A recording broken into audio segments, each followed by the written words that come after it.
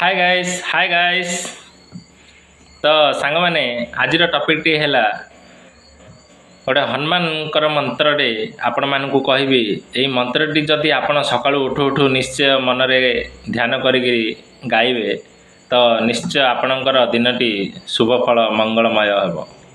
तो मंत्रटी है ओम नमो हनुमते रुद्रावतराय सर्वशत्रु संहरणाय सर्वरोगहराय सर्ववशीकरणाय रामदूताय स्वाहा। ओम नमो हनुमते रुद्रावतराय सर्वशत्रु संहरणाय सर्वरोगहराय सर्ववशीकरणाय रामदूताय स्वाहा। ओम नमो हनुमते रुद्रावतराय सर्वशत्रु संहरणाय सर्वरोगहराय सर्ववशीकरणाय रामदूताय स्वाहा। तो सांग मैंने यही हनुमानकर मंत्रटी आपण मैंने सकाळू जदि निश्चय गाइबे ताहाले दिनटी मंगलमय हेब।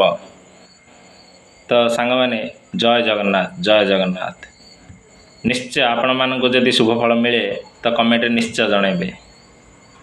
जय।